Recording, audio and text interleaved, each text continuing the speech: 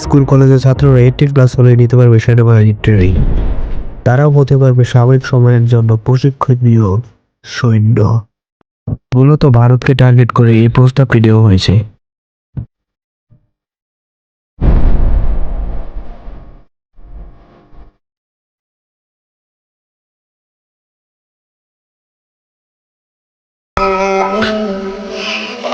Hey guys, আসসালামু আলাইকুম। This is Agent. Welcome to Agent Roster.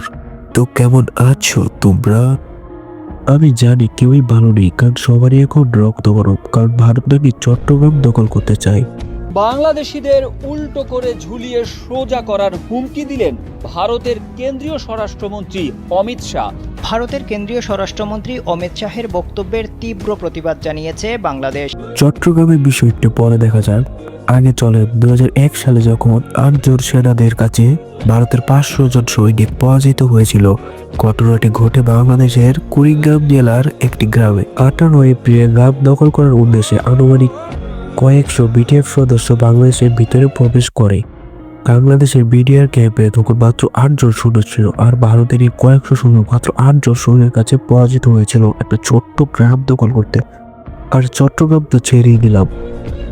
আপনি যদি খাবেন, আমাদের মায়াপুরে গোশালা থেকে প্রতি মাসে কয়েক লাখ টাকার গোমূত্র বিক্রি হয়। গোমূত্র খেলে 38টা রোগ ভালো হয়। एक गाय का गोबर जो होता है वो कोहिनूर हीरे से भी ज्यादा महंगा होता है। सुप्रीम कोर्ट का वाणी। आप एक काम करिए, हॉस्पिटल्स बंद कर दीजिए और आप गायों के तबेले में वहाँ पे बेड्स लगवा दीजिए। वहाँ लोग गौमूत्र पीते रहेंगे, वहाँ गोबर खाते रहेंगे और बीमारियाँ ठीक होती रहेंगी। বন্ধুরা, এবার আসল কথায় আসি। আমি মনে করি আমাদের দেশের প্রত্যেকটা স্কুলে, হাই স্কুল এবং কলেজে আমাদের যুবকদেরকে বাধ্যগত সামরিক প্রশিক্ষণ দেওয়া উচিত।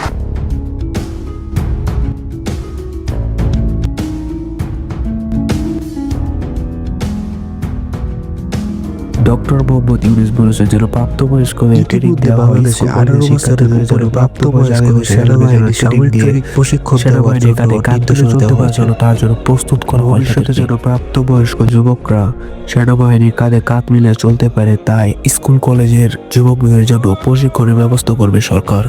এমনকি এই প্রশিক্ষণ নেওয়ার দায়িত্বটা 2012 সালে একবার নেওয়া হয়েছিল, কিন্তু তখন শেখ হাসিনা ভারতের দাসী সে না করেছিল ভারতের নরেন্দ্র মোদীর কথা শুনে।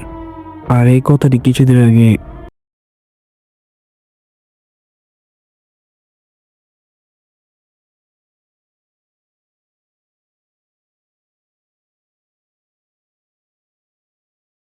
মূলত ভারতকে টার্গেট করে এই প্রস্তাবটি দেওয়া হয়েছে।